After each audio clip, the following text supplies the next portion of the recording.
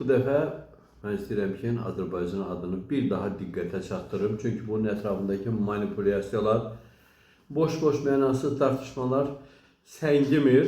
Azərbaycan adı min illərdir ki, bizim xalqımızın, millətimizin, dövlətimizin üzərindədir. Bunu hər kəs qulaqlarını açsın, yaxşı-yaxşı dinləsin. Heç yerə yozmasınlar ki, Azərbaycan adı nə varsa sonradan çıxıbdır, bir hissəmiz aid olubdur, o birisinə aid olmubdur.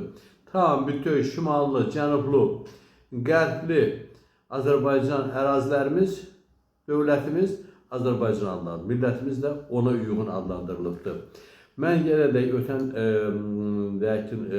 verilişimizdə də, ötən açıqlamamızda da çalışıram ki, mənbələrlə göstərəm ki, daha o tərəfə, bu tərəfə heç kəs bunu yozmasın. Azərbaycan adının kökü ilə bağlı. Birincisi, Azərbaycan adı Azər adı ilə bağlanır və Nuh Peyğəmbərin nəvələrinin adı ilə bağlanır. Azər və yaxud Azərbəs adında nəvəsi ilə bağlanır. Eyni zamanda Nuh Peyğəmbərin oğlu Yafəsin və yaxud Yafət də deyirlər ona qərb mənbələrində, övladlarının adı ilə bağlanır və Yafəs bütün mənbələrdə, bütün dini kitablarda Türk xalqlarının atası kimi qəbul olunur. Türk xalqlarının atası kimi. Və onun, Yafəsin, yəni Nuh Peyğəmbərin oğlu Yafəsin övladlarının birinin adı Madaydı, birinin adı Türküdür, birinin adı Azəridir, birinin var bu şəkildə, bu istiqamətdə. Yəni tam şəkildə bizim adlarımıza, bizim kökümüzə bağlı olan adlarıdır. Maday adında diqqətə çatdırmaq istəyirəm ki, lap əvvəldən onların yaşadığı yer də Azərbaycanın cənub torpaqları və Cənubi Azərbaycan əraziləri göstərilir. Yəni Madayların yaşadıqları, sonra mənbələrdə Midə kimi deyirlər. Ona görə də bu bir. İkinci məsələ, Asur mənbələrində, yəni Mix yazılarında, eradan əvvəl 8-ci, 7-ci əsr Mix yazılarında Azərbaycan adının kökü göstərilir. Andirpatianu və Antarpatianu. Bu adlar həmin mənbələrdə göstərilir və 2006-cı ildə Azərbaycanda çap olunmuş Qədim Azərbaycan tarixi Mix yazılarda kitabından götürülür və orada da həmin Mix yazıların haradan götürüldüyü qeyd olunur. Səhifə 42-74. Eyni zamanda bu faktın üzərinə Azərbaycanın böyük tarixçiləri Ziya Bünyadov və Yusif Yusifov Azərbaycan tarix kitabında 1994-cü il Azərbaycan tarix kitabının 133-cü səhifəsində gəlirlər. Asturiya mənbələri və bizim tarixçilərimiz tərəfindən, böyük tarixçilərimiz tərəfindən təsdiq olunan, yarımçıq tarixçilər yox, böyük tarixçilər tərəfindən təsdiq olunan fakt kimi baxmalıyıq. Eyni zamanda o həmin dövr eradan əvvəl 8-ci, 7-ci əsrə aid Azərbaycan adının əvvəlki ilkin variantı ilə bağlı digər mənbə Suriya mənbələri. Suriya mənbələri Karxidebet Seloxun tarixi belə bir mənbədir və həmin mənbədə Arbaq, Adurbat, Azurbat adları, Mada hökmdarının adları çəkilir və göstərir ki, həmin o hökmdarın Adurbat, Azurbat, Arbaq adlandırılan mənbələrdə 3 cür adlandı. Onun adından Adorbayqan vilayətinin adı meydana gəldi və Adorbayqan, Andirpatianu, Antarpatianu adı eradan əvvəl 7-ci əsrdə artıq Azərbaycan üçün Azərbaycana aid olan bir adıdır. Ona görə də bir çox dünya tarixçiləri, bax məsəl üçün Alman tarixçilərinin içərisindən qeyd edə bilərik Knutsonun adını, Klauber'in adını, Paul Rost'un adını, König'in adını onlar qeyd edirlər. Alman şərqşünasları 19-cu əsrin sonlarından başlayır onlar öz mövqeyini ortaya qoymağa. Bütün 20-ci əsr boyunca da bütün konferanslarda qeyd edirlər ki, Azərbaycan adı Adorbayqan və yaxud Andirpatianu, Antarpatianu adından meydana gəlibdir. Bunu biz demirik, Alman şərqşünasları, qədim dövründə məşhur olanlar deyirlər. Və eyni zamanda 3-cü məqam vurulamaq istəyirəm ki, bizim tarixi mənbə hesab oluna biləcək Oğuznamə dastanımız var. Oğuznamədəki baş verən hadisələr Azərbaycan alimləri tərəfindən sübut olunur, əsaslandırılır ki, bu hadisə Oğuznamə eradan əvvəl 7-ci əsrə aiddir.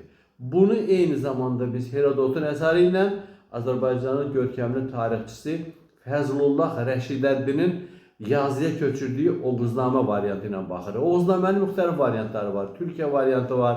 Azərbaycanda müxtəlif variantlar var. Dünyanın müxtəlif ölkələrinin dillərində variantları var.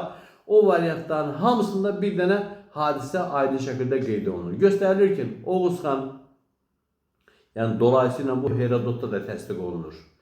Eradan əvvəl 7-ci əsrdə yürüşlərindən sonra Azərbaycan ərazisinə yaxınlaşdı. İndiki Azərbaycan ərazisində Uçan və yaxud Ucan deyilən yerdə dayandı. Əskərlərinə tapşırıq verdi ki, hərə bir ətək torpaq gətirsin.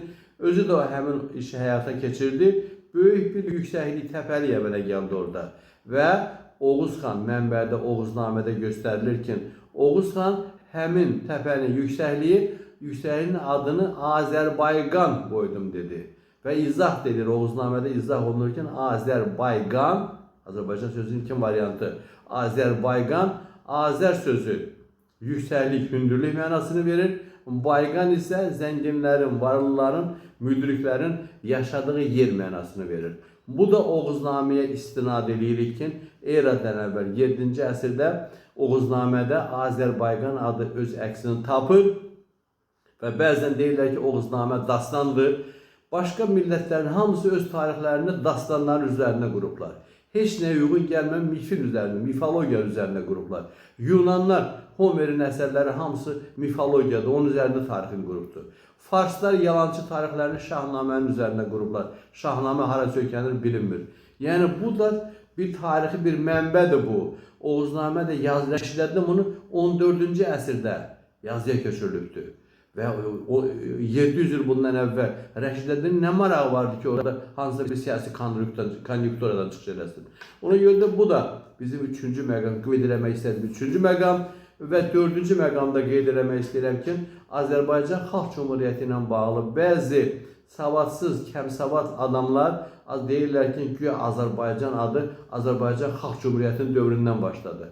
Azərbaycan Xalq Cumhuriyyəti 1919-cu ildə Azərbaycan hökuməti adından Paris Sülh Konfransına, yəni 1919-cu ildə Parisdə Versal sarayında öz işinə başlayıb Paris Sülh Konfransına belə bir adda sənəd göndərdi. Qafqaz Azərbaycanı Cumhuriyyətinin Paris Sülh Konfransına memorandumu, belə bir rəsmi bir sənədi hökumətin adından 1919-cu ildə və həmin sənəddə o İngilis və Fransız dilində yazılmışdı. İndi 2008-ci ildə, o vaxt 2008-ci ilə qədər, 90-cı ilə qədər Azərbaycan dilində tərcümə olmamışdı. 90-cı illərdə müstəqillik dövründə Azərbaycan dilinə tərcümə olundu, sonra da 2008-ci ildə daha mükəmməl tərcümə olundu. Adı belədir, Paris Sülh Konfransında Bakı 2800 səhifə 25-ci səhifə. Həmin səhifədə oxuyuruq. Nə yazılıbdır Azərbaycan hökumətinin Paris Sülh Konfransına göndərdiyi rəsmi məlumatda, rəsmi məruzədə. Qafqazın, daha doğru desək, Transkafqazın, yəni Cənubi Qafqazın Cənub-Şərq bölgəsində ən qədim zamanlardan əsasən türk tayfalarından ibarət xalqlar yaşamışlar. Bir sıra İran ünsürlü tayfalar türklərlə qaynayıb qarışmışdır. Həmin qaynayıb qarışma nəticəsində yerli əhali ölkələrinin adı ilə Azərbaycan türkləri yaxud daha çox Azərbaycanlılar adlanmışlar. Qulaqlarınızı açdınız, eşitdiniz bunu. Azərbaycan Xalq Cumhuriyyətinin rəsmi sənədində göstərilir bu. Azərbaycan türkləri və yaxud Azərbaycanlılar adlanmışlar. Kökündə də bunun dayanır türk tayfaları, bəzi İran ünsürləri də onlara qoşulublar, onların içərisində əriyib gediblər. Bunu vurğuluyur Azərbaycan hökuməti 1919-cu ildə dünyanın bütün dövlətlərinin birləşdiyi, toplaşdığı bir toplantıya göndərir. Rəsmi bir sənəd kimi. Əsası olmasa bunu göndərə bilməzdi. Sənəddir bu bizim əlimizdə. Və eyni səhifədə davam edirlər. Sənəddə ölkənin adı ilə bağlı belə bir ifadə işlədilir orada. Bu bölgə, yəni Azərbaycan, ən qədim zamanlardan əbədi odlar yurdu kimi məşhurlaşmışdır. Azərbaycan yaxud Azəristan, fikir verin, Azərbaycan yaxud Azəristan adı da bununla bağlıdır. Həmin ad tarixə qədərki dövrdən məlum idi. Tarixə qədərki dövr, dövlətə qədərki dövr, milliliklərdən o tərəfə keçən dövr. Azərbaycan və yaxud Azəristan adı. Bunu Azərbaycan Xalq Cümhuriyyəti bütün demokratik prinsiplərə, həqiqətlərə, mənbələrə söykənərək dünyanın qarşısında bu adımızı qoydu ortaya. Milliliklər bundan əvvəl tarixə qədərki dövrdə Azərbaycan və yaxud Azəristan adlanırdı. Yəni, bax, bu şəkildə mən bu məsələləri sizin diqqətinizə çatdırdım. Azərbaycan adı ilə bağlı mən hesab edirəm ki, bundan sonra heç kəs başqa bir fikrə düşməsin, başqa bir özündən, başından, ayağından hansısa bir versiyaları sürməsin. Bu Azərbaycan qədim dövrdən Azərbaycan adı ilə mövcuddur. Bizim ölkəmiz cənublu, şimallı və dilimiz də ta qədim dövrdən Azərbaycan türkçəsidir. Vəssalam.